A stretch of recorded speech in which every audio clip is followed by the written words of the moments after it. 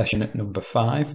I just thought I'd do the opening shot and introduce you to a really good book on Elizabethan England. If you ever get time to read up a little bit in the holidays when you've done the exams, I can thoroughly recommend this book. Anyway, on to today's revision. We're going to be looking at session 5, which is Elizabethan society. Society is quite a large topic area. You remember it was divided up into education, leisure, sports, pastimes, poverty, and then you also move into the age of exploration, and then it finishes with with Raleigh and Virginia. So there's quite a lot going on in this final section. So the first thing we're going to do is obviously recommend that you have your revision guide available on your exercise book, and you spend a little bit of time going over the last few pieces of work in your exercise book and the Elizabethan Society section of the revision guide. First thing we're going to do is we're going to begin with education. Now this can come up in a variety of forms. It can be a 2 features question like the one you can see in front of us here. It could be a 12-mark question, or it could be a 16-mark argument about the extent to which education developed or which social groups benefited from education.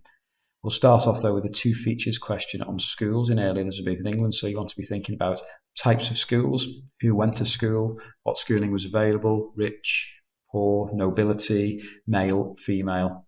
As with all 2 features questions, you need to state your feature and then spend another sentence or so developing it a little bit further. When you've completed that question, restart the video and I will talk you through the rest of this session.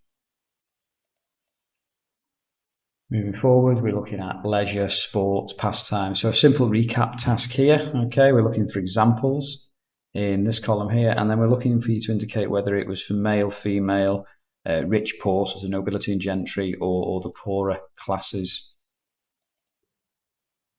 Here's an example of how I would be doing this. So I put down fencing as a leisure activity or a pastime, and this was for males, and it would be only enjoyed by members of the nobility. See how many you can do, then use the notes in your book to check your answers. We move on now to consider poverty, increase or causes of poverty during Elizabeth's reign, and also government policies to deal with the problem of the poor. Now, this is a bit of a sort of bonus, really, because this crosses over to crime and punishment, because a lot of the reasons causes of poverty are discussed on the crime and punishment unit. So obviously, poverty leads to a rise in vagrancy and a rise in vagabonds. The first part should be completed just like a simple mind map or diagram. What are the main reasons? If you can get the main reasons down, then try and add some information to each one. I would aim for 3 to 4 causes at least, and that would set you up nicely for a causation question.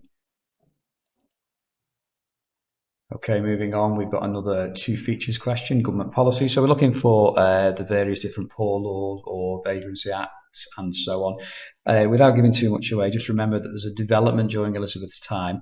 The approach to the poor changes from, one where sort of poor are seen as criminals, vagabonds, vagrants, to an approach where we're trying to differentiate between those who deserve help and those who don't deserve, so the deserving and the undeserving poor.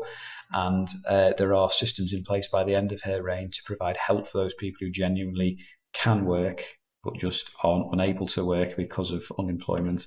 Again, with the 4-mark question, we are looking to state a feature and develop it, and then state a second feature. Anywhere from 4 to 6 sentences should be sufficient for that answer. Okay, now we move into exploration. So rather like the approach in the last section where we had the Armada, I've given you some headings, okay, some causes for the increase in exploration. Your job is to add detail to each of those. This would help you in a 12-mark answer. So it could be to explain why exploration or voyages of discovery increased. Or it could be a 16-mark answer where you are asked to argue whether new technology, such as navigation, was the biggest reason for people starting to explore. Okay, so try and add what you can to them and check them from your book. Now, the last one here takes a rather big topic, the Raleigh and Virginia project. So if you remember, just toward the end of the unit, Walter Raleigh sort of discovered, if you will, and wanted to colonize Virginia on the east coast of America. And this voyage was sponsored by Queen Elizabeth, and they went to set up the first English colony. On the left-hand side, can you summarize the reasons why the English colonized Virginia? So I've given you 3 headings.